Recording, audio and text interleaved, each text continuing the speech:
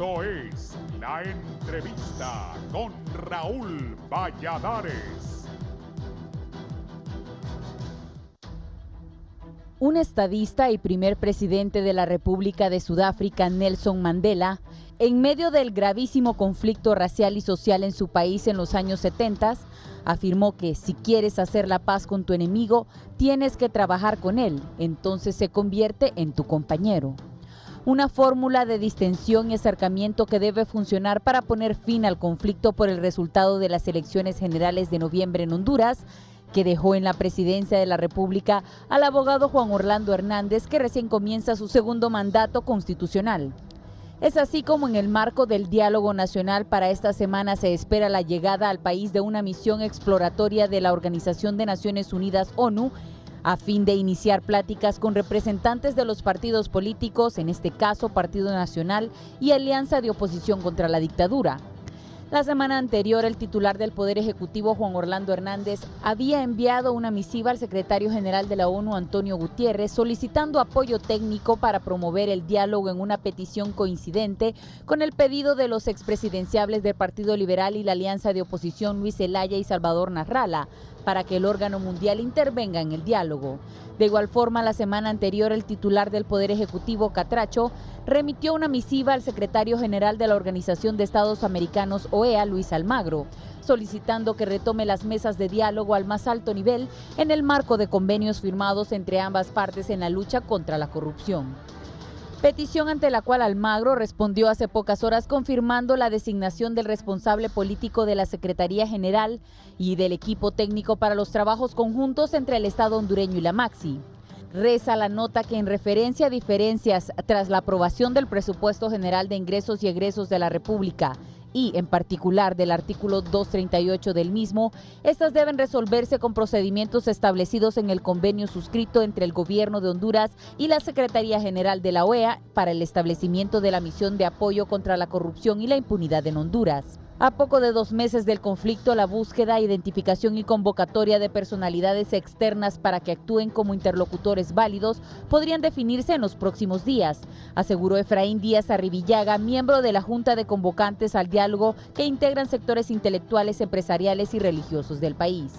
En ese contexto, se maneja la versión de que el mediador internacional podría estar entre los expresidentes Vinicio Cerezo de Guatemala, Martín Torrijos de Panamá, además de la presencia de la expresidenta del Congreso Nacional de Guatemala, Catalina Soberanis, en una muestra que las vías a un arreglo están abiertas en Honduras. Después de escalar una montaña muy alta, descubrimos que hay muchas otras montañas por escalar. Una sabia reflexión de Mandela, hoy tan necesaria como vigente para traer el entendimiento y el sosiego que tanto necesita nuestro país, pese a las miles de millas que separan a este referente del perdón y la lucha en el continente negro. Para el Foro La Entrevista les informó Samantha Velázquez.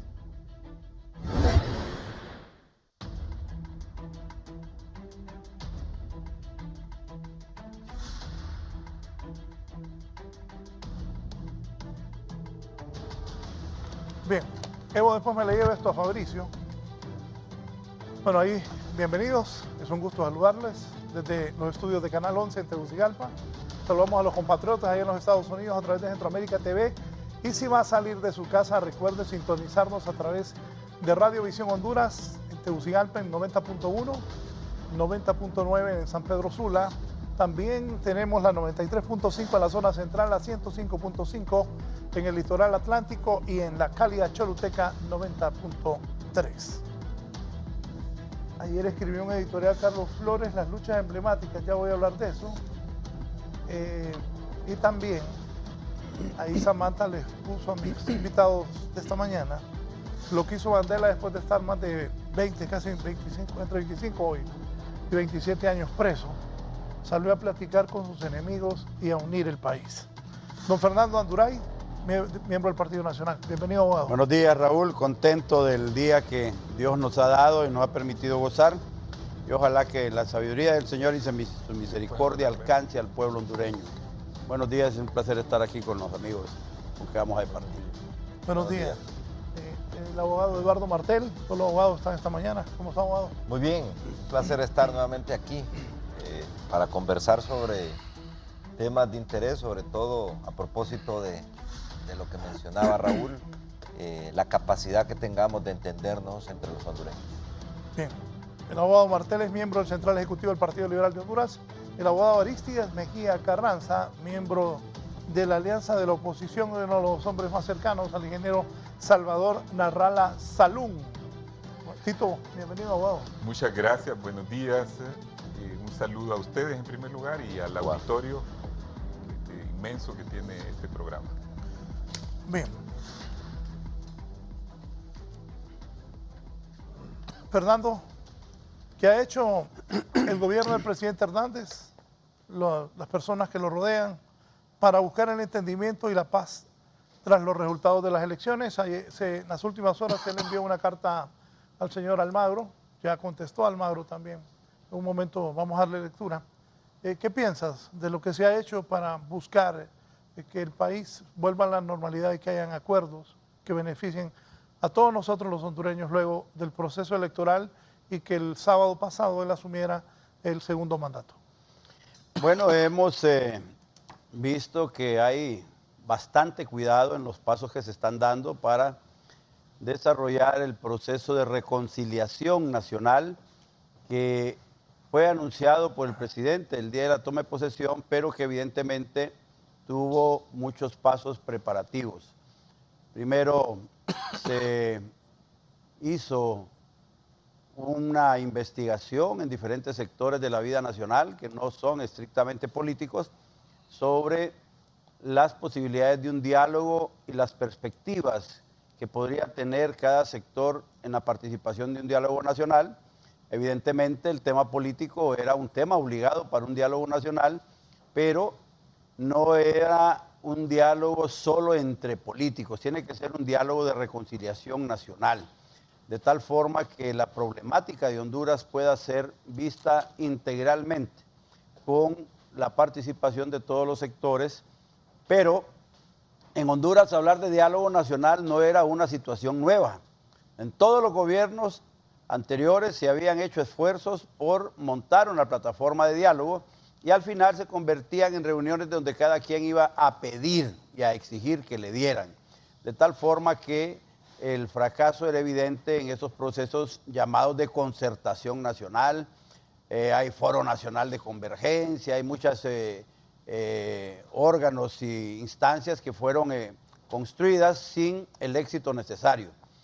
La crisis política, económica y social que ha venido sufriendo el pueblo hondureño por algunos fenómenos muy evidentes en el pueblo hondureño, como la crisis de 2009, el huracán Mitch, la poca capacidad de reducir la brecha entre los pobres y ricos, el estado desastroso de la corrupción, el crecimiento de la criminalidad en el país, la poca capacidad de la empresa privada de generar masivamente empleos y la falta de incorporación o de inclusión social de buenos sectores de la población que se han mantenido marginados, son efectos que generan la crisis de que estamos hablando y que son visualizados en el diálogo nacional, sumados al factor de precariedad política permanente en que vive la sociedad hondureña por la falta de consistencia estructural en el funcionamiento de los partidos políticos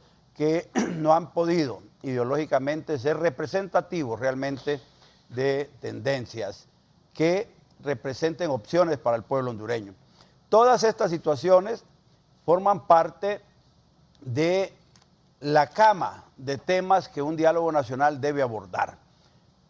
El tema político es un tema trascendental que tiene algún nivel de prioridad, pero no se puede constituir un diálogo solo para esto. ¿Quiénes iban a dirigir un diálogo? Pues evidentemente la oposición se opuso a que lo dirigiera el presidente de la República. Es más, algunos querían platicar sin el presidente de la República. Ahora, después de un recorrido, hemos visto que hay una junta de convocantes en la cual no hay ningún nacionalista, pero que tiene la aceptación tácita del presidente de la República y que ha estado en un afán de seleccionar algunos amigos de carácter internacional que puedan venir a participar como directores de diálogo o como participantes en el diálogo para que se tenga alguna garantía en Honduras de que lo que ahí se platique podrá tener el respeto y la aceptación de los que participen en el diálogo. Luego, vemos que el presidente de la República fue más allá de la Junta de Convocantes y pidió a las Naciones Unidas el acompañamiento a través de personeros de las Naciones Unidas que precisamente ya están ingresando al país y que vienen en una misión exploratoria para ver qué es el tamaño de la crisis, quiénes son los participantes en los problemas, quiénes van a participar en el diálogo, cuál puede ser la temática del diálogo y tener una visión de la dimensión del problema y así hacerle recomendaciones al secretario general de las Naciones Unidas, quien ha manifestado su deseo de ayudar al país a encontrar esa reconciliación nacional.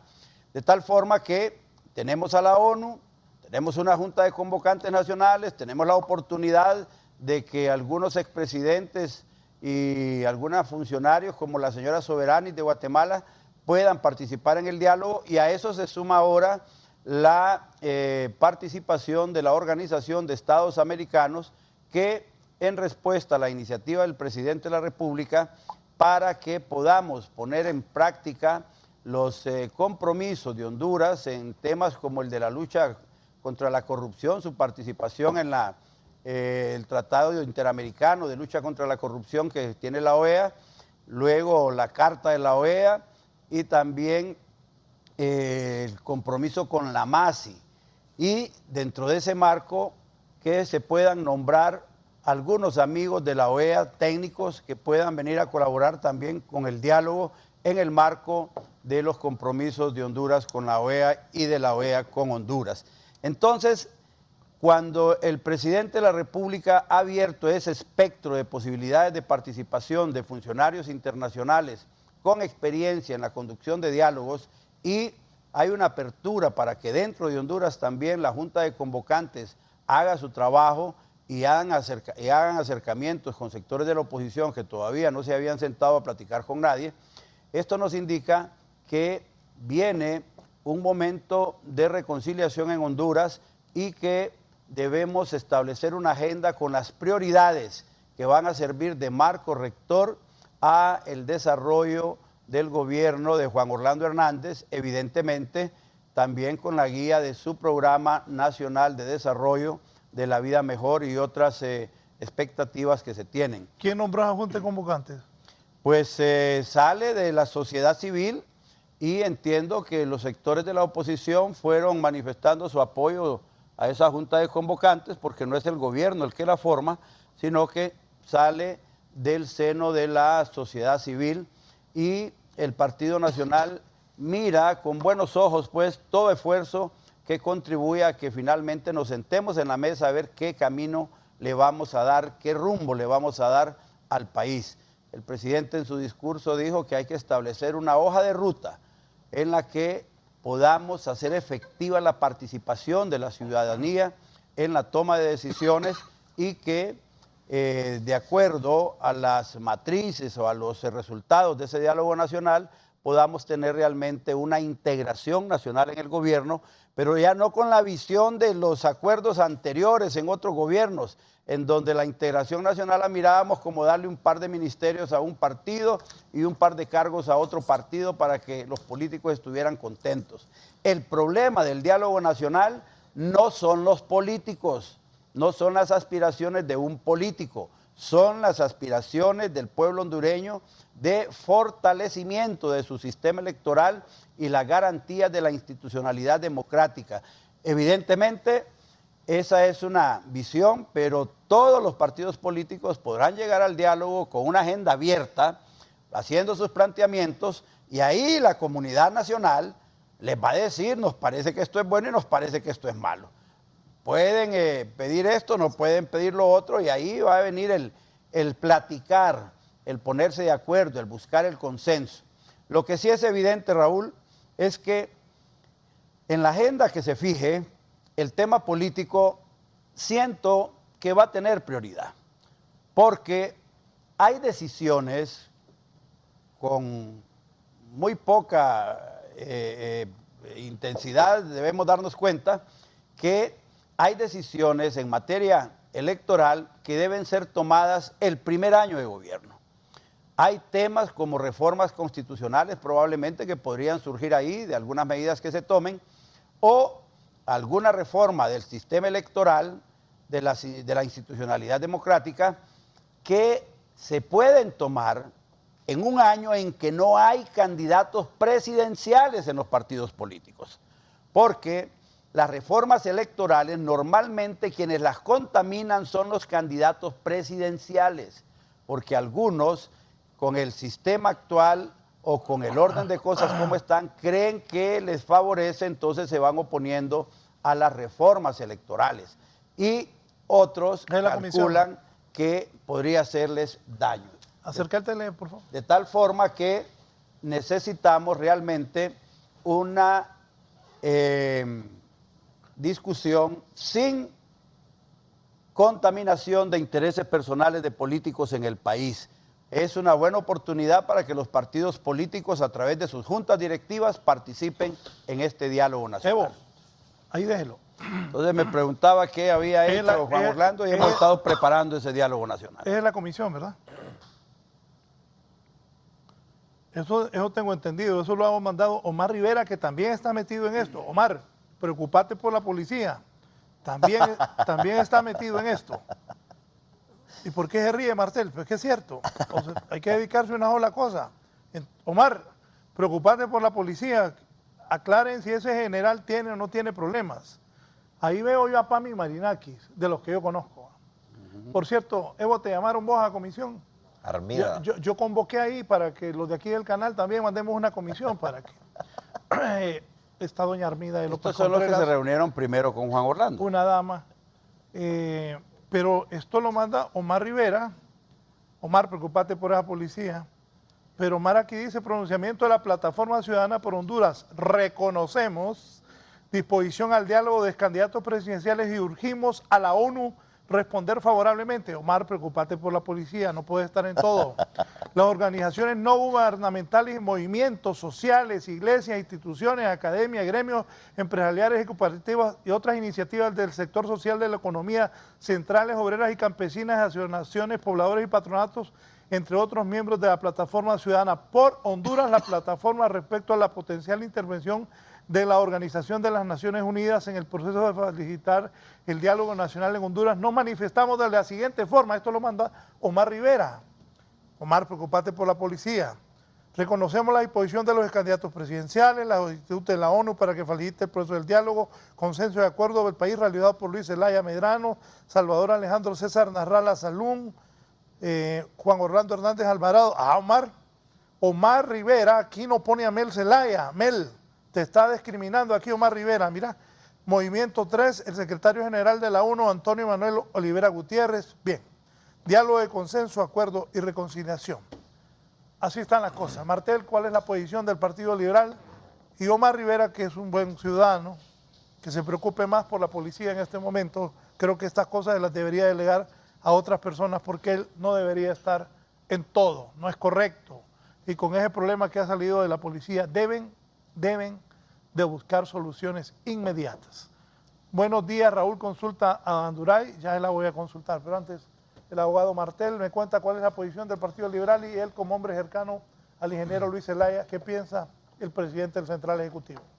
El 22 de diciembre, nosotros como Central Ejecutivo emitimos un comunicado exhortando al establecimiento de un diálogo como salida a la crisis, a una crisis que seguimos viviendo.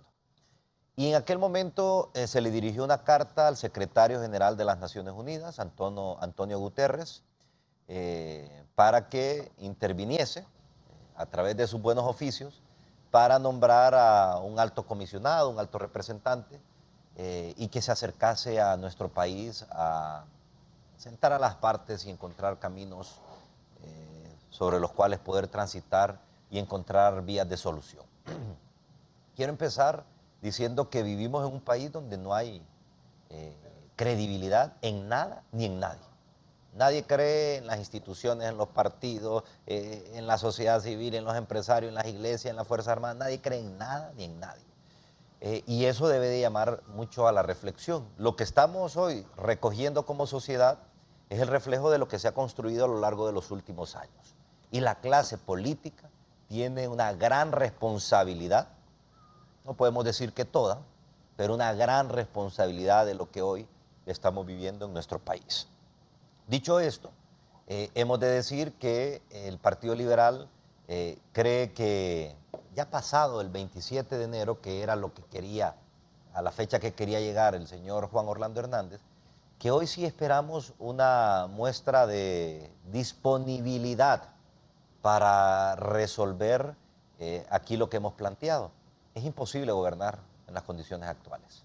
Y al final, el principal perjudicado van a ser, como siempre, los sectores más desfavorecidos, los que salen con un currículum en la mañana a buscar trabajo y regresan en la tarde con hambre, más cansados y con el mismo currículum debajo del brazo. En ese diálogo, que debe de ser eminentemente político, y lo circunscribo a este tema, porque debe de ser político. No debe de ahí tratar de mezclarse otros temas. Ya habrán momentos para hablar de otros aspectos, como la educación, como la salud, como la infraestructura, como la seguridad, como el sector agropecuario, como lo que sea. Pero hoy en día la necesidad urgente es de un diálogo político entre los actores principales, que esto es fundamental. Ahí no debe de estar involucrado aquellos sectores que no tienen ningún tipo de representatividad. Y debemos de partir de la base de que lo que ahí se acuerde va a ser de cumplimiento obligatorio. ¿Sí? Establecer un marco sobre el cual avanzar, pero que ahí se firme un documento en el cual se establezca que lo que ahí se acuerde va a ser de cumplimiento obligatorio y establecer un periodo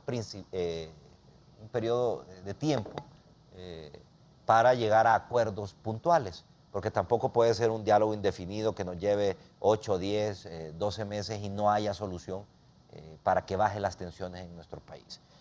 Honduras está cansado de estar escuchando sobre diálogos y conversaciones entre políticos.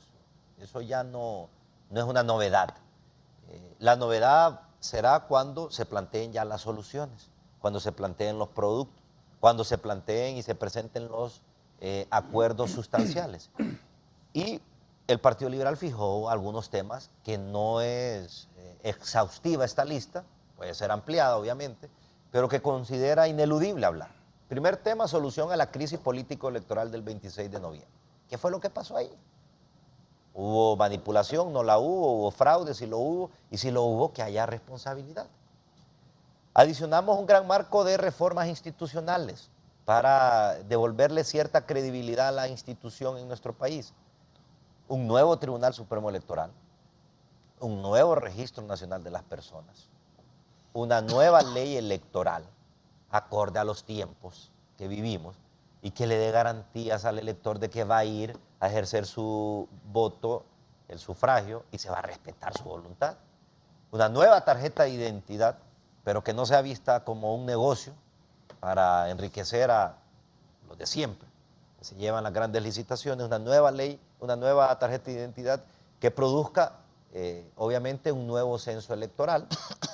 Discutir la derogación de la ley de secretos de Estado, de secretos oficiales, que ha sido un mecanismo e instrumento para potenciar la corrupción. Plebiscito, que se discuta la posibilidad del plebiscito para que el pueblo hondureño, no 5 personas, que el pueblo hondureño se pronuncie sobre la reelección. Es un tema ahí que sigue generando conflictividad. Y yo le agregaría otro que no incorporamos el 22 de diciembre, que se establezca la responsabilidad en la muerte de los 41, no sé cuántos ya a estas alturas, 41 hondureños fallecidos en las protestas originadas desde el 26 de noviembre. Que no quede eso como un acto más de impunidad. Se mataron 41 personas, hay 41 familias hoy llorando a sus familiares, y no puede ser que en este país no haya ninguna responsabilidad para los actores principales, intelectuales de esas muertes.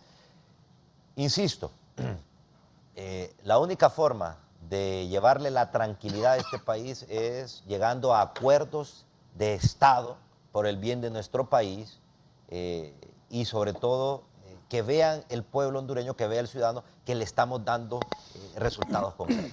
Sí. Antes de pasarle al abogado Aristides Mejía, yo anoche pasaba una entrevista del abogado Eduardo Martel, que habló del plebiscito. Y no porque, no solo lo ha dicho el abogado Martel, sino varios sectores, varios representantes de los partidos, de la sociedad civil, diferentes actores de la vida nacional.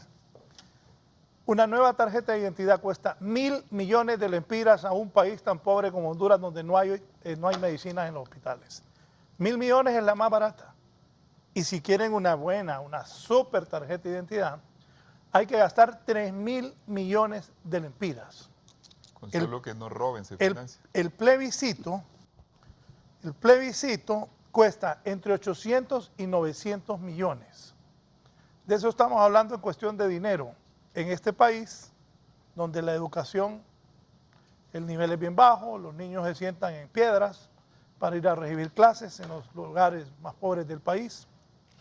Los maestros atienden 3 o 4 grados. Un país pobre, ¿verdad?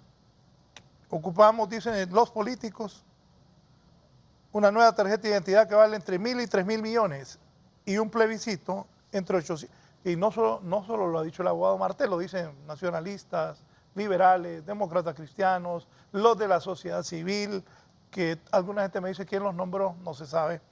Entre 800 y 900 millones para el plebiscito. Abogado Aristides Mejía Carranza, ¿qué dice Narrala? Bueno, Narrala fue el primero en hablar de diálogo cuando nosotros nos encontrábamos en Washington.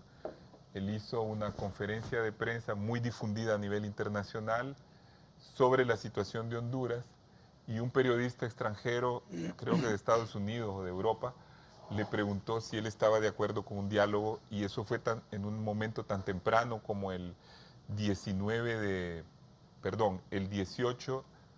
o en todo caso el 19 del mes de diciembre. Él dijo, sí, yo estoy de acuerdo con un diálogo para buscarle una solución a este problema planteado en Honduras. Hasta ese momento, acuérdense que lo que había pasado es que al momento que tomamos el avión con Salvador, que fue el domingo 18, un día después de que había ocurrido el accidente del helicóptero en el que murió la hermana de Juan Orlando, en ese momento el Partido Nacional se puso muy nervioso y corrió, mientras íbamos volando, corrió a hacer la declaratoria de que Juan Orlando había ganado. En tanto que ahí mismo la OEA contestó diciendo de que había tantas irregularidades que era necesario repetir las elecciones. Ese era el contexto de ese momento en el que Salvador mencionó por primera vez la posibilidad de un diálogo para resolver ese problema. Yo creo que Salvador es un hombre pacífico que le gusta el diálogo, que le gusta el diálogo constructivo que pueda llevar a una solución. Yo, sin embargo, veo un gran problema o varios problemas para este diálogo. Lo digo bajo la idea de que estamos queriendo que haya un diálogo. La primera es que no se puede ir a un diálogo mientras existe una actitud represiva del Estado.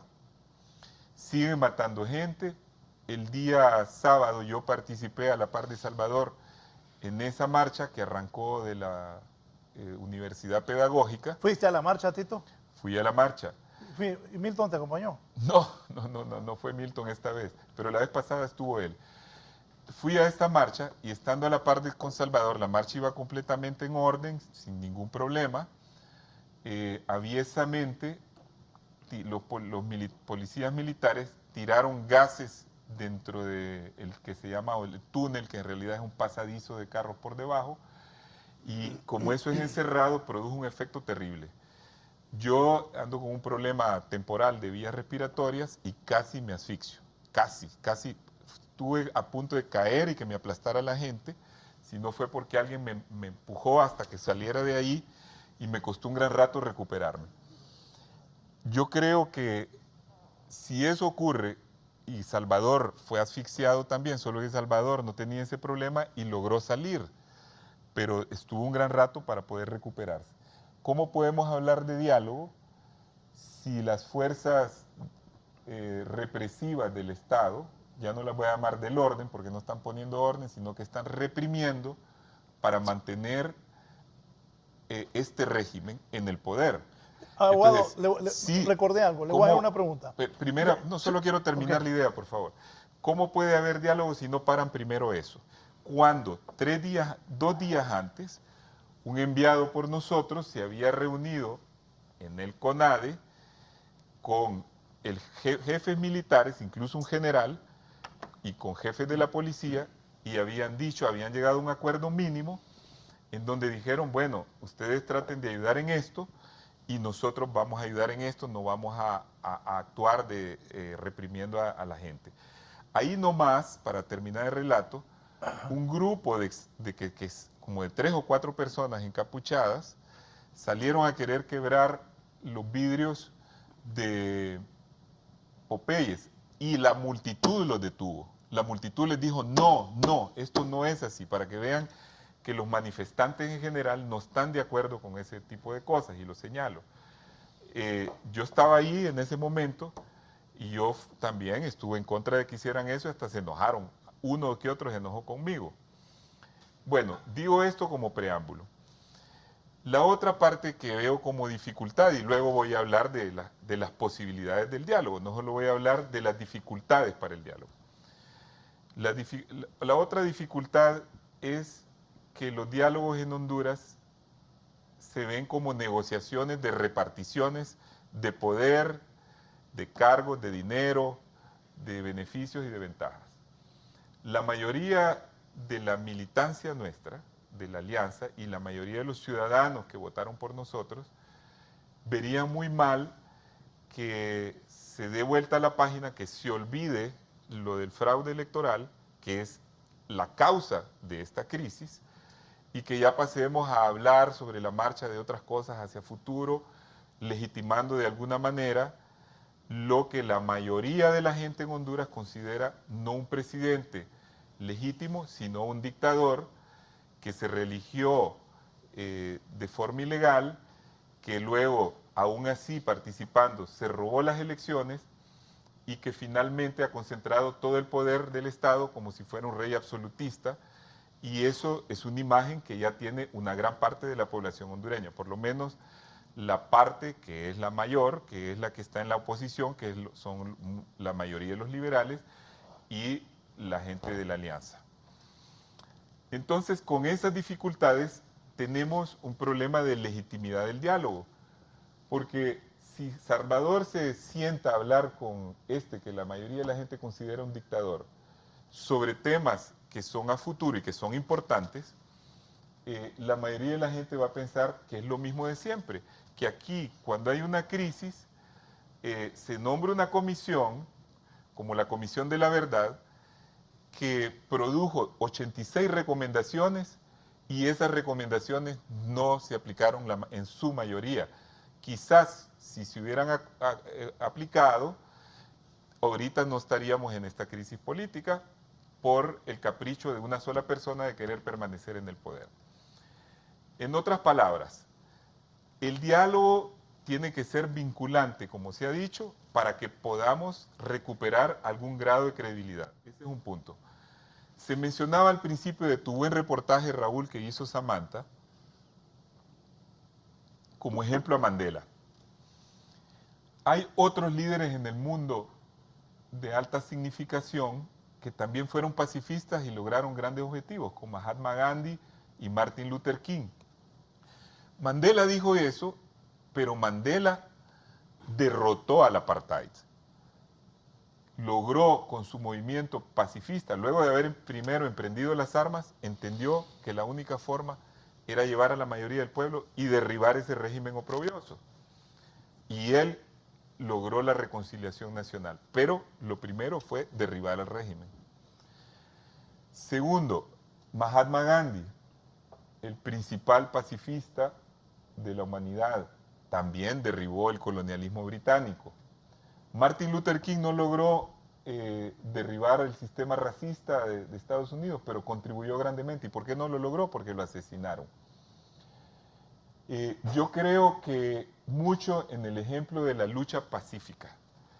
Lo que sigue para mí a partir de ahora es la lucha del pueblo hondureño para ponerle fin a esta dictadura, sea de una forma o sea de otra, pero por medios pacíficos, por la manifestación pacífica, por la desobediencia, por la denuncia de la inmensa corrupción que existe, porque mientras estaba ascendiendo al poder de nuevo, o siendo ratificado en el poder por los órganos formales del Estado, Juan Orlando Hernández, al mismo tiempo había un escándalo internacional y nacional por la red de diputados, que son más de 60, según dice la Maxi, y donde está involucrado el propio presidente del Congreso, que pasaban fondos a través de las ONGs, y eso todo el mundo lo sabe, para comprar voluntades en el Congreso e ir afianzando la dictadura, que con esos diputados lograba poder nombrar a las autoridades y los magistrados. Ahora bien, voy a hablar de qué podemos hacer. Yo creo que hay que hablar de un diálogo principal y de otros posibles diálogos. Y esa es una opinión mía, no opino a nombre del movimiento ni nada, ni lo he hecho anteriormente, solo me refería a algunas cosas que dijo Salvador. ¿Cuál es la primera razón del diálogo? La razón del diálogo es terminar con la crisis política. Esta crisis política nace en el problema de la reelección y sobre todo en el problema de la elección del 26 de noviembre. El diálogo debe versar en primer lugar sobre eso, revisar ese punto y buscarle alternativas a ese punto. Hay varias alternativas. Una alternativa que se va a poner en la mesa si se llega a ese punto es repetir las elecciones. Eso lo dijo la OEA. Otra alternativa que buscan otros sectores, no yo precisamente, pero es algo que habría que examinar, es ir a una Asamblea Nacional Constituyente que le permita al gobernante actual tener un pequeño respiro, un periodo de tiempo para que se retire y la Asamblea redacte una nueva Constitución y luego de que se redacta una nueva Constitución se puede tal vez ya lograr un pacto nacional y seguir adelante con una nueva elección. Sí. Otra alternativa, la tercera, que yo veo, y con esto termino si quieres, es encontrar otros mecanismos que la misma Constitución establece. Yo creo que en la Constitución está bien establecido el juicio político. Se puede buscar arreglar algo para ver si se puede hacer un referéndum revocatorio, ver si el pueblo confirma a este régimen o lo valida. Se puede hacer reformas, se puede llegar a un pacto también de gobernabilidad. Eso sería ya otra alternativa todavía más suave y conveniente para Juan Orlando. Llegar a un pacto de gobernabilidad, sí, señor, usted va a hacer un gobierno de transición, pero tenemos que lograr esto, esto y esto hasta su salida. Y de forma vinculante y con un calendario preciso. Hasta su salida. Hasta su salida. ¿Y vos crees que va a querer salir el presidente? Y el otro problema es ese, porque ahí es un problema de credibilidad. Él juró la vez pasada sobre una constitución que solo le permitía 4 años y hasta habló de una silla en una entrevista. Ahora dijo en su discurso tres cosas que nadie le puede creer. Uno, que él va a luchar contra la corrupción. Si ellos son el epicentro de la corrupción, ¿quién le va a creer eso? Y están en medio de un escándalo con la Maxi, ¿quién le va a creer eso? 2, juró que él cree que solo debe haber una reelección. ¿Quién le va a creer eso si la vez pasada dijo lo mismo y ahora repitió? Y la tercera cosa que dijo es que habló de los derechos humanos y hasta nombró una Secretaría de Derechos Humanos. ¿Quién le va a creer eso si ya van 40 y pico de muertos en las calles, asesinados en las manifestaciones, donde ya hay un reporte muy grande de los organismos de derechos humanos? Entonces hay un problema de credibilidad que debe de ser solucionado. Ahora, ¿por qué veo yo otros 2 diálogos? O 3 si quieren. Otro diálogo se puede abrir, ya no en el primer nivel, y con esto termino, ahí en un minuto, sino en un segundo nivel. Por ejemplo, Salvador Narriala no tiene partido, no tiene bancada. Pero Mel Zelaya tiene bancada, Valle tiene bancada y Luis tiene bancada. Esos 3 pueden hacer una agenda legislativa, donde ahí se acuerden qué cambios se van a hacer en la legislación en base a los acuerdos que el primer nivel haga, o sus intereses ya de sus partidos, porque aparte de que somos una alianza, la alianza es en base a objetivos comunes, pero después cada componente de la alianza, como el Partido Libre, tiene su propia ideología, objetivos, proyectos políticos, etcétera, planes y todo. Valle tiene los propios, y Salvador, que es Salvador como si fuera una gran entidad, aunque no tenga partido, tiene sus propios proyectos también. Entonces yo creo que se debería de saber discernir entre unos diálogos y otros. Sí. Usted fue ministro de Defensa. ¿Cuántas veces mandó a gasear gente? Ahí voy a explicar algo. Nosotros, cuando estuvimos al frente del Ministerio de Defensa, mantuvimos el orden y no murió una tan sola persona. No, y pero, voy a relatar, Tito, voy a la pregunta. Espérate, mi primera pregunta es, ¿cuántas veces mandaste a gasear nunca, gente? porque no había policía militar y el ejército Nunca. no tenía gases, no. Eso era la policía. Bueno, ¿qué pasó, por ejemplo, en la primera gran manifestación de los maestros, cuando el magisterio estaba fuerte y querían ir a tomarse Casa Presidencial? Nosotros pusimos un barraje de soldados allá por Larache, en el periférico, y dimos la orden de que ningún fusil anduviera balas verdaderas, o sea, balas vivas que se llaman. Llegaron los manifestantes muy violentos, con palos y con clavos a veces, y golpearon a los militares. Golpearon 20 soldados y 2 oficiales que estuvieron internados en el hospital militar, y los fui a ver. Un oficial le quebraron los dientes, era coronel, y al otro un brazo, Inestrosa. Muy de la canción. Yo La historia vuelve a fui a repetirse. verlos y estuve con ellos, y después varias legaciones diplomáticas, hasta la embajada americana me mandó una carta de felicitación diciendo: ustedes lograron mantener el orden sin violar los derechos humanos. Bien. ¿Por qué no puede hacer este gobierno lo mismo? Yo creo que llevar al extremo de estar en esa confrontación va a llevar a más violencia. Y Bien. cuando hubo tomas en el país, que hubo varias, también lo mismo. Hubo una toma en Olancho, la sacamos sin ninguna víctima, desalojamos. ¿Golpearon gente? Hubo otra toma. ¿Golpearon gente? Hubo refriega, pero no hubo heridos graves ni nada. Hubo el problema de Tamayo, tardamos un año en solucionarlo. Yo encabecé esa negociación.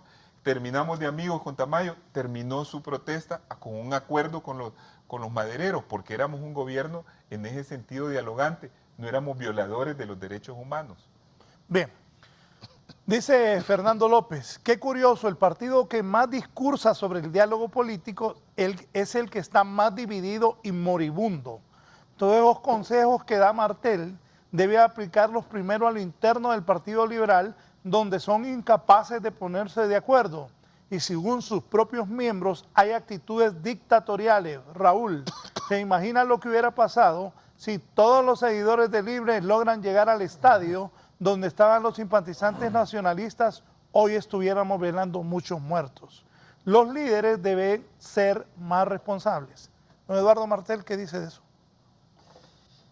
Ese es el reflejo de lo que estamos viviendo como sociedad. Y en cuanto al tema de partidos políticos, miren, yo creo que ya no estamos en campaña, y hay que entenderlo.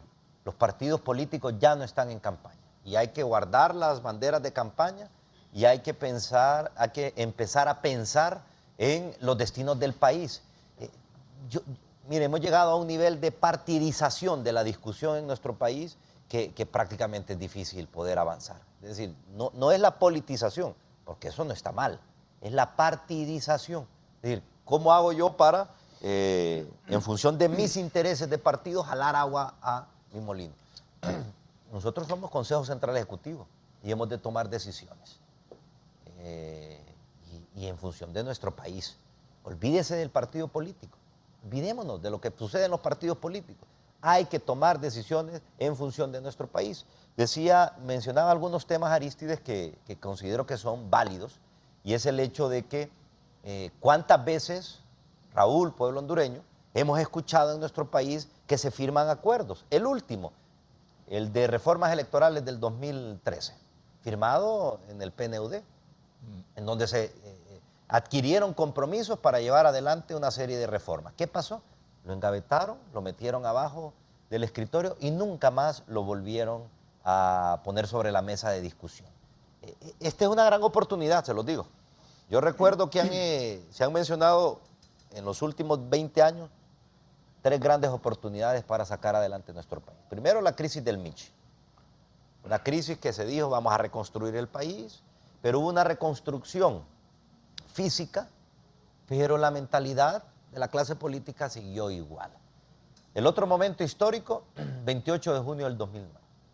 Otra oportunidad valiosa para entender. Hoy hablan de reconciliación, pero de eso mismo habló Porfirio Lobo, el gobierno de la reconciliación nacional, de la hermandad, y se han perdido 8 años y volvemos a caer en otra crisis. No estemos menospreciando la capacidad de un pueblo de protestar. Eso no hay que menospreciarlo. No hay mal que dure 100 años, ni cuerpo que lo soporte, ni cuerpo que lo aguante.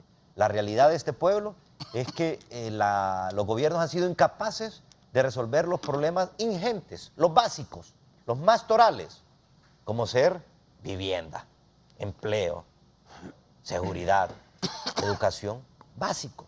No estamos hablando de nada del otro mundo, estamos en una democracia. Raúl Valladares hablaba del costo de la democracia. ¿Y quién dijo que la democracia era barata? Es el sistema de gobierno más caro que existe, señores. Pero este es un país pobre. Bueno, entonces no hagamos nada. Y entonces no vayamos a elecciones. Martel, pero este es un país pobre. Y vamos a seguir más pobres mientras la clase política siga manteniendo la situación en la que está este país. No hagamos nada. Ir a otras elecciones en las condiciones en las que están las instituciones. No vamos a ir. ¿Para qué ir a una elección con la misma tarjeta de identidad, con el mismo tribunal? No hagamos nada, que se quede Juan Orlando. Y no están diciendo que hay que ir a otras elecciones. Eso es lo que decimos nosotros, pero en otras condiciones, con plenas garantías. Y no se lo dice Eduardo Martel ni el Partido Liberal. Abra los teléfonos y pregúntele al pueblo hondureño quién cree en los procesos electorales. ¿Quién cree que su voto se respete? ¿Y para qué fueran estas elecciones? ¿Y qué vamos a hacer? ¿Y qué vamos a hacer como responsabilidad del partido? Para intentar quitarlos. Dejarle, y mire, bajo esas condiciones de toda manipulación, no fue capaz de ganar Juan Orlando Hernández claramente. Ahí está el informe de la OEA, dudas razonables. Por lo tanto, Raúl, hemos de sentar las bases, hay que invertir. Aquí se hueviaron 7.000 millones de lempiras del Seguro Social. ¿Quiénes? ¿Y quiénes? Diga. El Partido Nacional se lo robó. Y entonces la gente va perdiendo credibilidad. Se establece un acuerdo en el Congreso para tratar de limitar la capacidad de acción de la MAXI y de los órganos de impartición de justicia, de los operadores de justicia en nuestro país. Entonces, señores, está bien. Hoy podemos olvidarnos de esta conversación, de este diálogo, que siga todo como está. Tanto va el agua al cántaro que al final se rompe. Por tanto, nosotros insistimos, es momento de ver lo macro, una visión cosmogónica de la situación, lo macro, lo más toral, y dejar la minucia. Vamos a tener que ceder como partido político en algunos casos, no se va a imponer nuestra visión, es un proceso de diálogo, de negociación, de llegar a acuerdos, pero si vamos a invertir algo, que se invierte en algo que valga la pena. Bien, antes de pasarle a don Fernando Anduray, me dice un televidente, pregúntele al abogado Arístides Mejía si Salvador está formando un nuevo partido Eso nos han informado la gente alrededor de Tito y Salvador, y cuando lo van a anunciar. No es un problema, ellos tienen derecho, pero quisiera saber la fecha. Estaba Gran preso por ese robo, es liberal, secretario liberal, dice aquí el televidente José Andrés Rosales. Entró por empresario. Es correcto. Bueno, Raúl, Entró por partido. yo creo que el programa debería servir para rescatar la intención de que al final se instale el diálogo, Sí. ¿verdad? Y no perdernos en que si hubo fraude, no hubo fraude, si los liberales pelean o no pelean, eso no es constructivo. Yo creo que los políticos debemos entender algunos temas fundamentales. Primero, el diálogo nacional reducido al tema político me parece que es una aspiración muy mezquina. Porque si le preguntamos al pueblo hondureño en este momento, ¿qué prefiere que se trate primero en el diálogo nacional? Si la generación de empleo o el tema de ponerle comida en su mesa y la reforma electoral, creo que ahí podemos salir perdiendo los políticos. Yo creo que es importantísimo el diálogo político, no hay duda. De ahí van a ser una gran estabilidad y la oportunidad de que el país no esté agitado constantemente. Pero la prioridad de los temas que se van a discutir en el diálogo nacional no la vamos a imponer los políticos. Ojo con eso. Ojo con eso. Y la otra cosa es que no somos los políticos los que vamos a decidir la reforma política. Ojo con eso también. No podemos dejar que el diálogo político dentro del diálogo nacional sea exclusivamente entre políticos, porque eso sería un diálogo entre interesados a cargo de elección popular. Y la sociedad civil, los que no están metidos en los partidos políticos, también tienen derecho a decir cómo quieren que sean sus partidos políticos. Mire, solo con el tema de la existencia de los partidos políticos, ahorita hay 10 partidos políticos. ¿Son suficientes? ¿Son necesarios? ¿Son garantía de democracia? Ese es un tema que se deberá discutir ahí, porque hay mucha queja de que con representantes de partidos pequeños, los partidos grandes hacen lo que quieren en el control de los organismos electorales. Ese tema de cómo se crean partidos, de cómo funcionan, a qué tienen derecho, a qué no tienen derecho, deberá ser un tema de discusión en el diálogo político. Pero no porque esté resentido un político, porque le fue mal con un partido pequeño, va a poner su visión ahí. También los obreros, también los empresarios, también los gremios, también las organizaciones de sociedad civil, ONGs, toda esta gente que participe en el día a día del acontecer nacional, tiene derecho a decirnos cómo quiere que seamos los políticos, cómo quiere que sean los partidos, cómo quiere que sea el voto, si lo quiere electrónico, si quiere que siga con el sistema de mesas presenciales, o cómo quieren los diputados, si quiere 128 diputados o quiere 80 diputados, si quiere segunda vuelta o no quiere segunda vuelta, si quiere que haya un nuevo registro nacional de las personas, un nuevo Tribunal Supremo Electoral. Fíjese que todas esas circunstancias son parte de una instancia especializada dentro del diálogo nacional. ¿Qué se va a resolver al final? No sabemos. Lo que sí está claro es que no hay limitaciones para ir a expresar sus puntos de vista los partidos políticos. Creo que el diálogo va a estar totalmente abierto, pero no creamos que es exclusivamente para asuntos políticos. Van a tener probablemente que caminar simultáneamente instancias de diálogo de toda la problemática nacional. Yo siento que todavía no terminan de salir de las elecciones algunos partidos de oposición y que en el caso de la alianza tienen algunos problemas de integración y de identidad de cuáles son los niveles de representatividad que podrían tener en el diálogo. Se va a invitar a la alianza. ¿Existe la alianza legalmente? Después de las elecciones, el pino es el pino, libre es libre.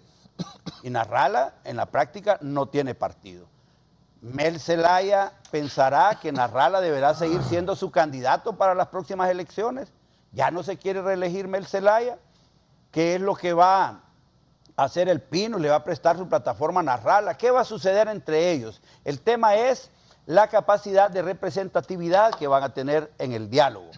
Pero debemos entender una cosa, y Martel lo decía bien clarito aquí. Me gustan algunas exposiciones que ha hecho Martel porque creo que ya está el Partido Liberal visualizando que en el 2021 van a haber elecciones. Y los partidos políticos debemos saber una cosa. Gracias. Debemos saber una cosa los partidos políticos. Perdón, ¿por qué Y es que- ¿por qué le No, dije gracias, porque Andrade? si Anduray dice que en el 2021 van a haber elecciones, le agradezco porque yo creía que ya no iban a haber más. Pues usted siempre andaba equivocado en muchas cosas. A veces cree cosas que no debe creer. No, te agradezco. ¿Eh? Entonces, que nos van a conceder elección. Fíjese, todo lo que se haga de aquí a noviembre de 2021 va a influir en la capacidad de los partidos de ganar elecciones. Ojo con eso. ¿Qué estoy diciéndole eso? Que los políticos, que dirigimos los partidos políticos, debemos saber que entre las elecciones de 2017 y las de 2021 hay 48 meses. ¿Qué van a hacer los partidos políticos en estos 48 meses? ¿Cómo van a planificar? ¿Cómo van a resolver los problemas de estructuración interna y los problemas de las divisiones que han tenido? Por ejemplo, el Partido Liberal tiene un reto enorme. Tiene una contextura histórica que le permite aspirar a recomponerse para poder ser protagonista directo en las siguientes elecciones. Entonces tendrán que invertir una buena cantidad de tiempo en sus asuntos internos. Luego, la alianza Libre y Pino, ¿qué van a hacer? ¿Van a empezar a buscar candidatos o cuánto tiempo van a estar luchando contra Juan Orlando Hernández y Juan Orlando Hernández ya no va a ser candidato en las próximas elecciones?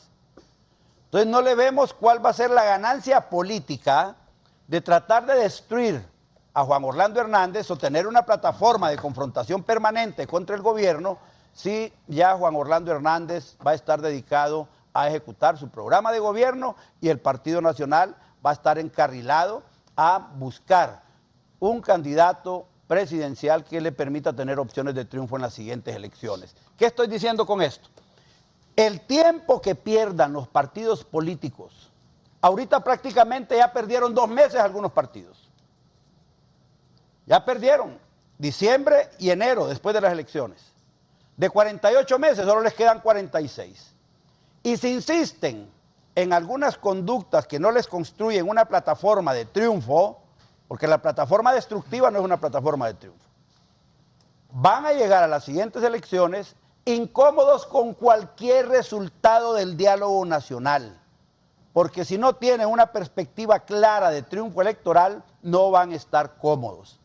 Estamos diciendo entonces que los partidos políticos deben saber que de sus actuaciones internos, de la responsabilidad de sus liderazgos, de la estructuración de directivas fuertes, sólidas en cada lugar, depende en gran parte su capacidad de triunfo en las siguientes elecciones. No va a depender de que Juan Orlando se porte bien o se porte mal, va a depender de la confianza que ellos generen en el pueblo hondureño para poder ser mayoría. Si se dedican a trabajar y fortalecerse internamente, probablemente tendríamos una campaña electoral muy bonita en el siguiente periodo electoral que tengamos. Entonces, nosotros, desde este punto de vista, en el Partido Nacional, estamos trabajando ya, estamos haciendo una evaluación completa de lo que sucedió en las elecciones, estamos revisando todo lo que sucedió con el sistema electoral, hemos discutido a lo interno y el Partido Nacional no quiere otras elecciones iguales a las que acabamos de pasar.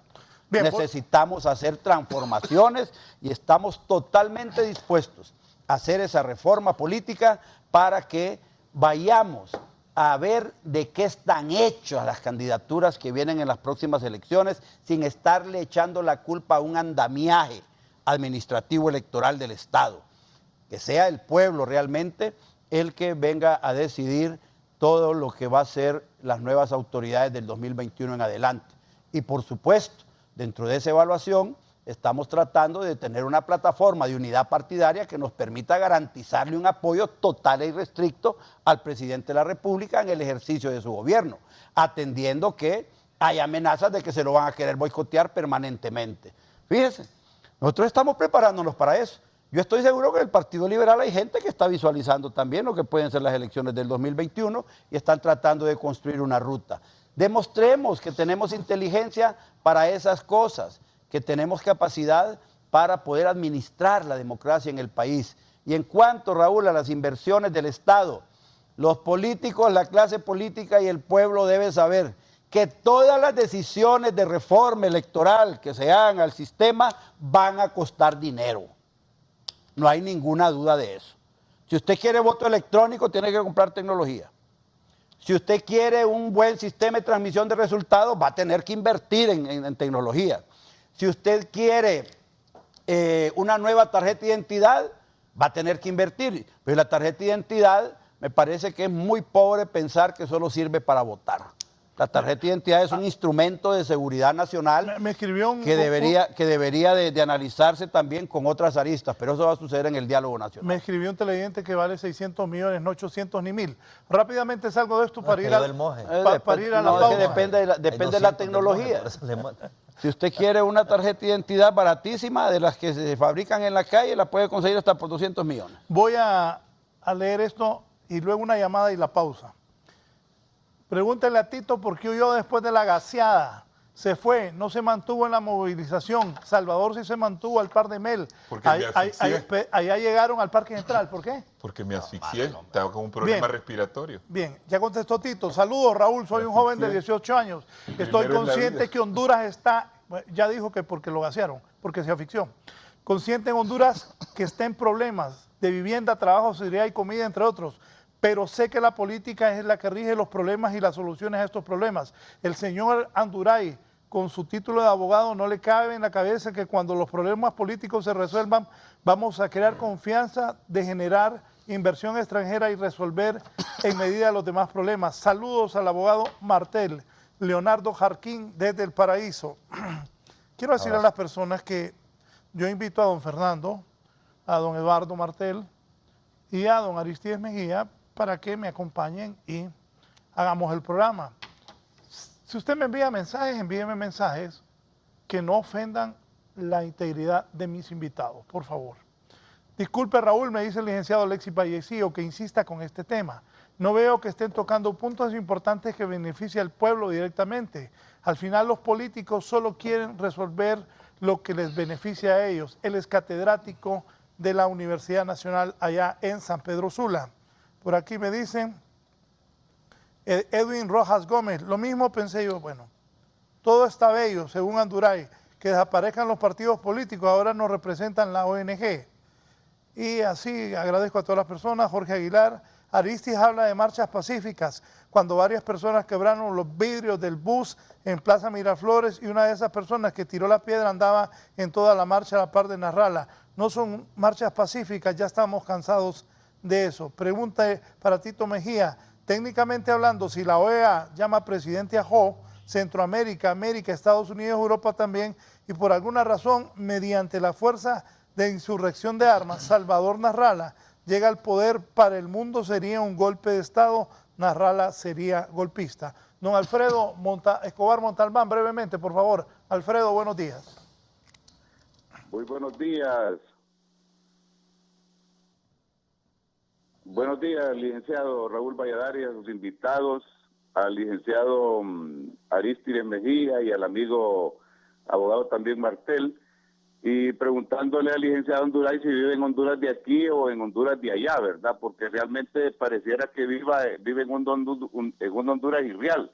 Y recordándole, para refrescarle la memoria al pueblo hondureño, la diferencia entre un dictador y un presidente constitucional. Cuando los maestros marchaban marchaban y reclamaban sus derechos en las calles, salía Mel Zelaya a recibirlos al mero portón de Casa Presidencial y ahí los atendía y los pasaba a Presidencial.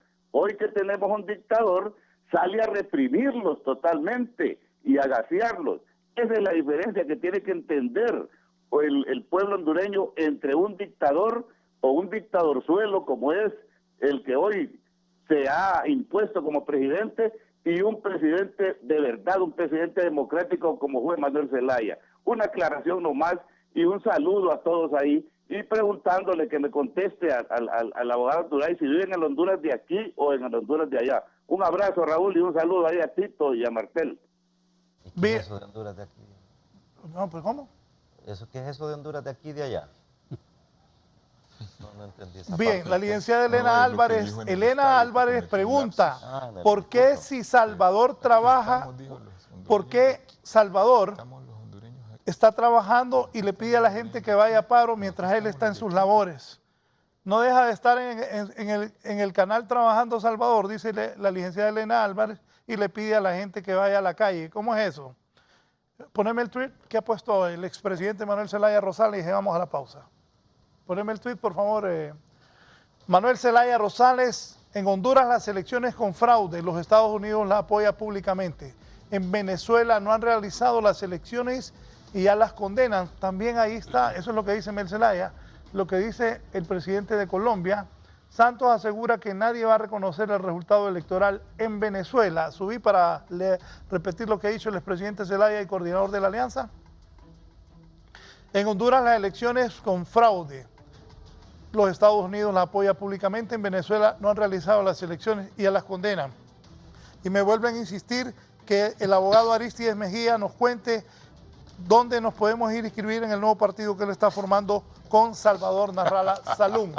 Una pausa y continuamos.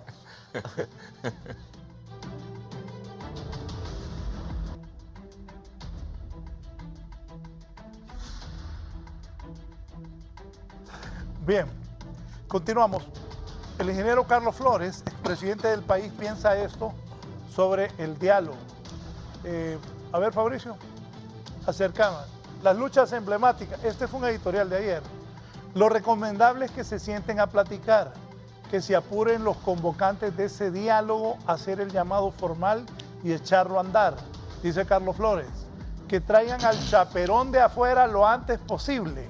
Si aquí, ante la pobre autoestima y la falta de orgullo patrio, ya llegaron al triste convencimiento que hasta la confianza hay que pedirla prestada al exterior y arranquen de un solo la instalación del nuevo gobierno.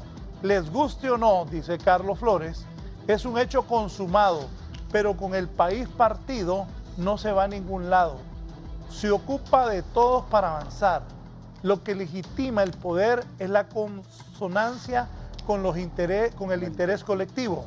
Los grupos opositores intentaron frenar la instalación sin mucho éxito.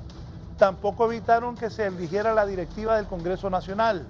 Ofrecieron que 400,000 almas llegarían a sitiar Tegucigalpa para rodear el Estadio Nacional e impedir la toma de posición y no vino tanta gente.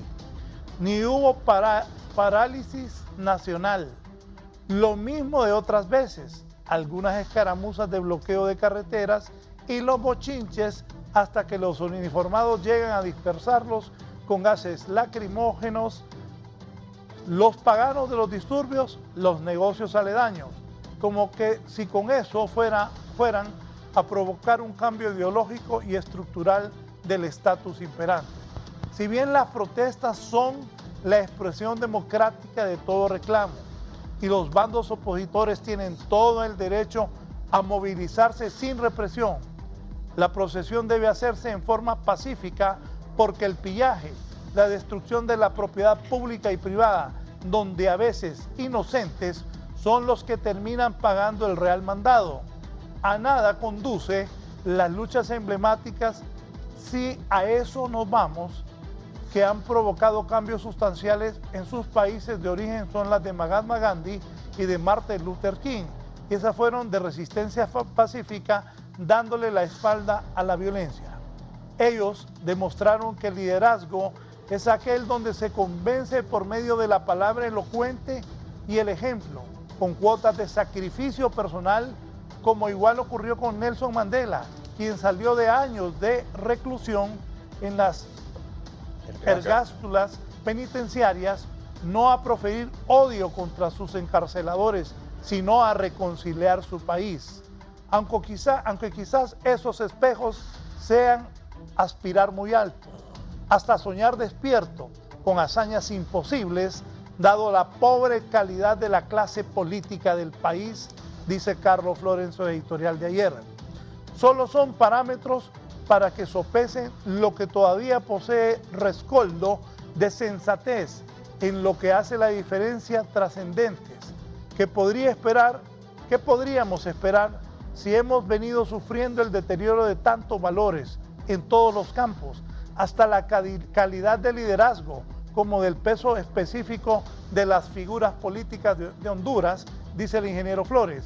Sin embargo, la política no se acaba con esta toma de posesión. Quienes reclaman debiesen reflexionar sobre sus activos hacia el futuro, ya que algunos de ellos, aún en la adversidad, salieron ganando en la contienda. Ello es, si reflexionan con mediano raciocinio en la esencia de lo obtenido para no deshacerse con conductas impulsivas, improvisadas e infantiles. Otros no. Lo que consiguen es demasiado volátil, sujeto a la coyuntura, a la atmósfera confusa del momento, y cada vez podrían ir perdiendo lo que temporalmente se agenciaron. En la medida que la gente vaya rechazando la agitación y a él estabilidad, por intereses propios de mantener sus trabajos, de no interrumpir los que le da de comer todos los días, por tener su vida cotidiana, la tranquilidad y el sosiego para sí mismo y sus familias. La gente se va aburriendo de los relajos. Pueden muchos no estar a gusto o incluso descontentos, pero eso no les representa bienestar alguno, sino interrupción de sus vidas. No se puede tener a un país de escaso desarrollo económico social, tan necesitado de tantas urgencias, alterado de esa forma. Demasiado tiempo ha perdido Honduras en turbaciones de distinta naturaleza. Así que mejor platiquen y den entendimientos civilizados sobre lo que se puede construir esperanza. Eso dijo el ingeniero Carlos Flores ayer en su editorial. Don Aristides. Bueno, leí ayer con detenimiento ese editorial y me parece que es una visión del expresidente Flores sobre el tema del diálogo, donde hace ver muchos puntos interesantes que sería objeto de otra discusión, ¿no? Yo creo que el diálogo es necesario, pero quisiera decir algo sobre lo que ha dicho aquí Fernando Anduray, y que también se dice un poco ahí en ese editorial, porque hay cosas de muy buen sentido común ahí, como también hay cosas con las que por supuesto no estoy de acuerdo, ¿verdad? Más que todo con ese reconocimiento que hace él de que, y que lo critica, de que la falta de credibilidad hace que tengamos que hacer venir gente de afuera, y eso es exacto. Es decir, aquí la credibilidad y la confianza es el problema. Estamos viendo ahora mismo que la posición de Fernando, a quien veo que pasadas las elecciones enterró el hacha de guerra y ahora está en una posición de diálogo, pero quiero decirle que él se queda atrás con respecto a su propio líder, que es Juan Orlando. Porque yo en otros foros y a veces en la calle me he encontrado con nacionalistas muy cercanos al presidente, como lo es él.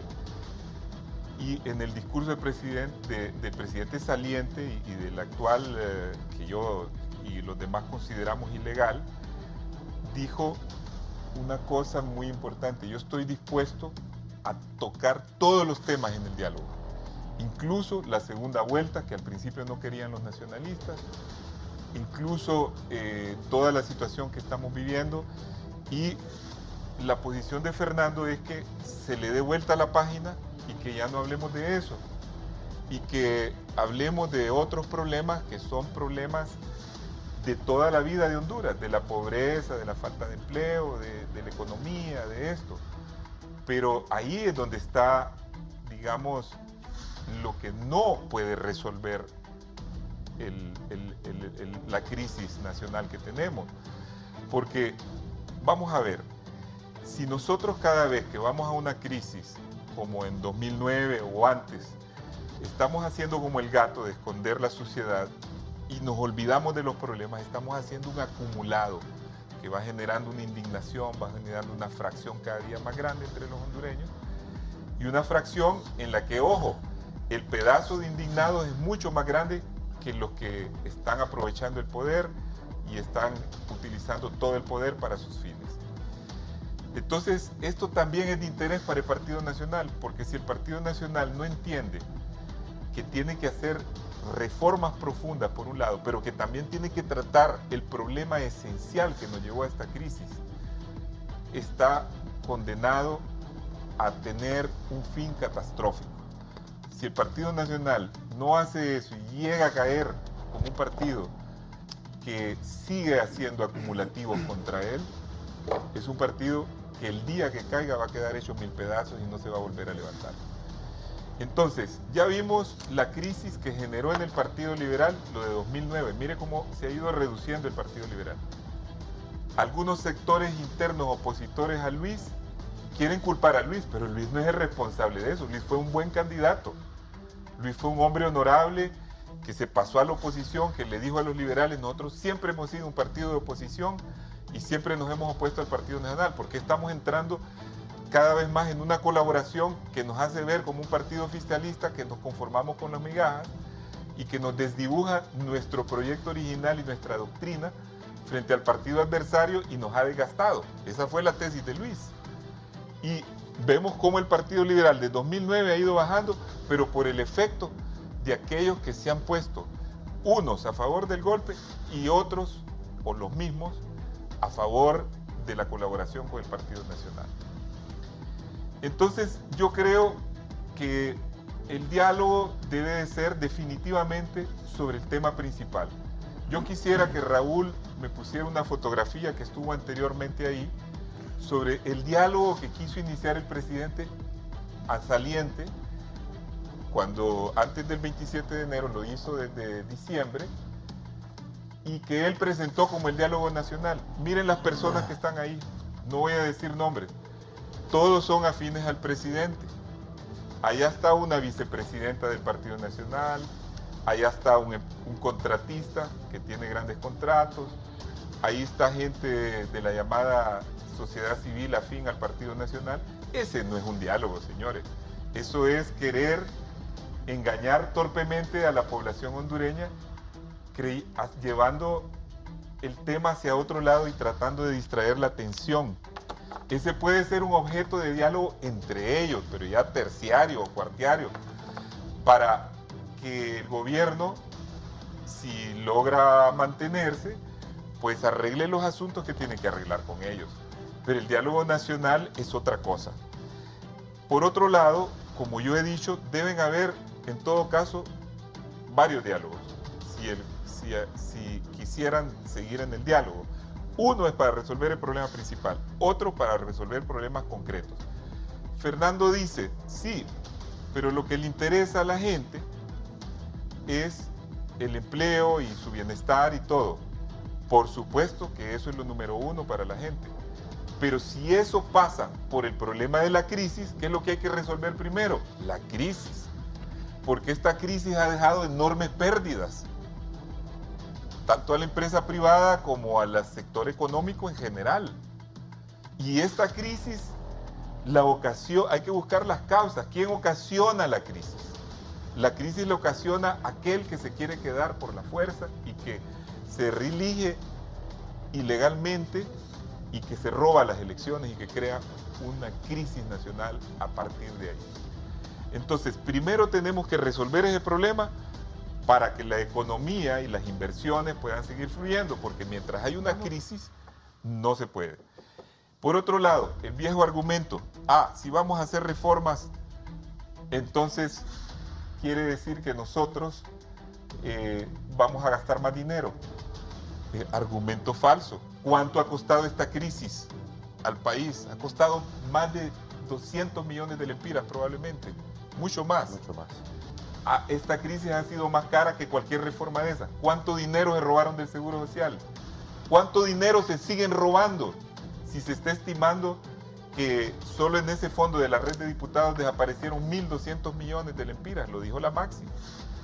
¿Cuánto dinero se pierde en todo el derroche y el robo y el lujo que se dan algunos funcionarios que hasta de tercera categoría andan con que no tienen ningún peligro para su vida, andan con escuadrones de guardaespaldas y carros de lujo alquilados? ¿Cuánto dinero se pierde en esa corrupción que está estimado en más de 50.000 millones? Ahí es donde es válido el cambio en la política que ha hecho Salvador Narrala. El problema principal de Honduras es ético y es económico. Y luego, no sé si voy a tener unas palabras finales para lo del partido. No, ya no hay tiempo. Solo una cosa, una alusión. Tiene 10 segundos. 10 segundos. Este no es el momento de hablar de un partido, de fundar un partido nuevo. No, todavía no es el momento. Todavía. Salvador no Todavía. porque Salvador, ¿está pensando armar un partido? Salvador no ha tomado esa decisión. Ya está confesado. No, Salvador, yo he hablado con él de ese tema y no ha tomado una decisión porque ahorita estamos en esta lucha. Ya se lo propuso. No es, hay gente que le ha propuesto, bastante gente. ¿Tú se lo propusiste, Tito? Yo creo, la verdad me han dicho que vos le has dicho que hagan un partido. yo creo, como otros, que Salvador, Salvador no, necesita una estructura propia, eso estoy de acuerdo, pero esa es una posibilidad que se debe examinar después. En este momento estamos en otros problemas. Gracias, abogado Aristides Mejía. Cerramos. Abogado Martel. Hay que entender que lo que está fallando en nuestro país es el sistema, no funciona el sistema. Eso es como el sistema digestivo. Si a usted le falla el colon, le falla el intestino grueso, le va a fallar todo el sistema. Y eso es lo triste que no hemos logrado entender. Primero, ratificamos la urgente necesidad de sentarse en una mesa de diálogo bajo ciertas condiciones. Eso de que tenemos que ir a una fiesta sin saber lo que vamos a encontrar adentro de la fiesta, no puede ser. Condiciones de que ese diálogo vaya a ser fructífero, vaya a producir resultados concretos, vaya a ser de cumplimiento obligatorio lo que ahí se defina. ¿Por qué el acompañamiento de algunos amigos de afuera? Porque eso le va a dar mayor credibilidad, transparencia y seguridad a las partes. Y no es que no seamos capaces los hondureños. Miremos cómo se resolvió el problema de la paz en Colombia, cómo se resolvió el problema de la paz en El Salvador, cómo se resolvió el problema del conflicto interno en Irlanda. Necesitamos ese acompañamiento y además le da más presión a los que hoy ostentan el poder. El diálogo debe ser político, porque es ahí donde se toman decisiones que afectan a toda la hondureñidad, a toda la sociedad. No podemos ir a hablar otra cosa, nosotros no vamos a ir a hacer gobierno. En esa mesa de diálogo no seremos gobierno, no vamos a suplantar el ejercicio del gobierno. Para eso están los ministerios y las secretarías de Estado, para que desempeñe la labor de educación, de salud, de infraestructura vial, lo que sea. Nosotros no vamos a ir a discutir eso porque no es nuestra responsabilidad. Hay personas, funcionarios que hoy están fungiendo como los responsables de desarrollar las políticas públicas en nuestro país. Ya después veremos en el resultado del diálogo qué es lo que pasa. Insisto, no podemos pensar en elecciones en este momento. Los partidos políticos y la clase política que vaya pensando en elecciones en este momento está cometiendo el error más grave que le va a costar no solamente a su partido político, le va a pesar a Honduras. Y por último, estas elecciones costaron de lo que se conoce más de 1.200 millones de lempiras. 1.200 millones de lempiras costaron este proceso. Si le sumamos otro tanto de las elecciones primarias, ahí se fueron más de 2.000 millones de lempiras. ¿Para qué sirvió? Para estar hoy empantanados, enfrentados. El primer acto de corrupción de toda democracia son las elecciones. Desde ahí está el germen de la corrupción y eso conduce a que lleguen personas que no tienen el respaldo, que no son los que decidió el pueblo hondureño. Así que cuenten con el Partido Liberal como un instituto político responsable en este momento difícil que vive nuestra patria, para ir a sentarnos sobre temas coyunturales que van a afectar el futuro de nuestro país. ¿Qué van a afectar? Y que están afectando el presente y que sobre todo el futuro de nuestro país. Bien, cerramos con don Fernando Anduray. Gracias, abogado Martín. Raúl, yo creo que la necesidad de diálogo está harto justificada. La reconciliación nacional debe ser una realidad.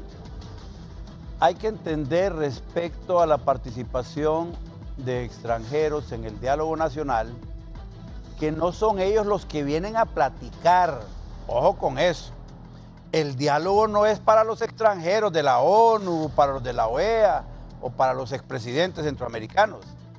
El diálogo es exclusivamente para los hondureños, para los involucrados en todas las crisis y en todo tipo de problema del país, en el que o en los que el tema político debe tener algún nivel de prioridad. Por eso no hay que confundir al pueblo diciendo que es que hemos perdido la credibilidad los hondureños y que desde afuera nos tienen que venir a decir qué es lo que tenemos que hacer. Los que vienen son directores de diálogos, inductores de diálogo, ordenadores del diálogo, para mantener el orden en las discusiones, mantener las agendas y evitar que se pierda el tiempo en ese diálogo. Eso es muy importante que lo entendamos. Por otro lado, Raúl, yo quiero cerrar diciendo que los políticos debemos tener un poco de cuidado en lo que estamos diciéndole al pueblo. No podemos tratar de llegar al diálogo considerándonos como dueños de la crisis. Aquí hay algunas posiciones que dicen, bueno, la crisis la creamos nosotros. El país ha perdido mucho por esta crisis.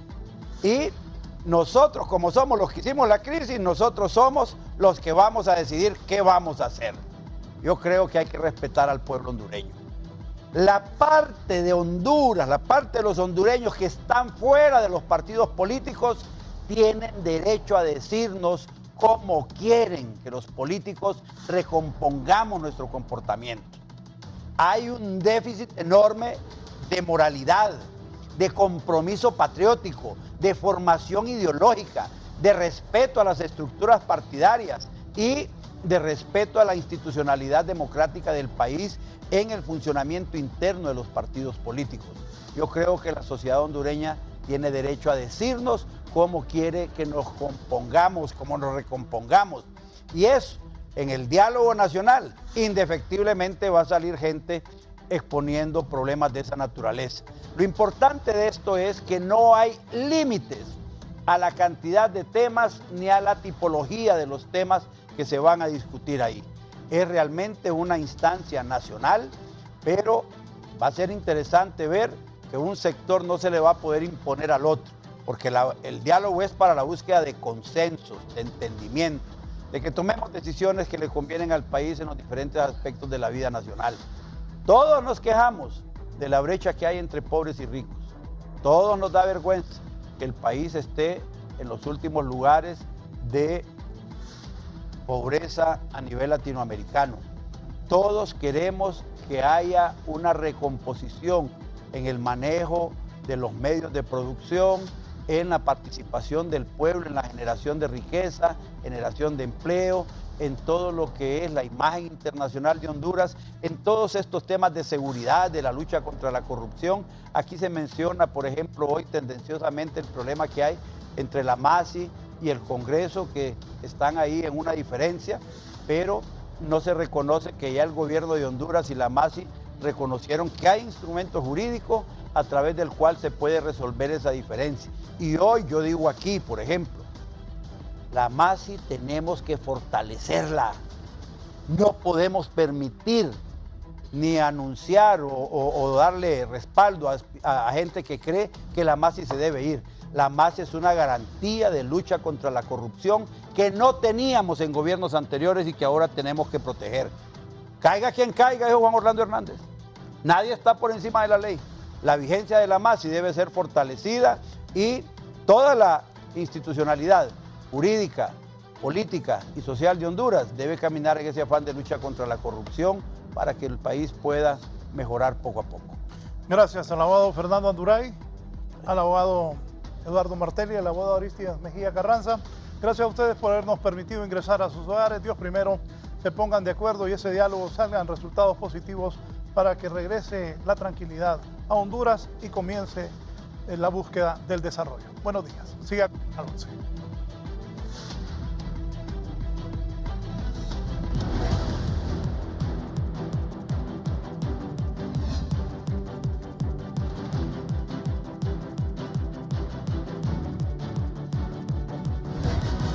Esto fue La Entrevista con Raúl Valladares.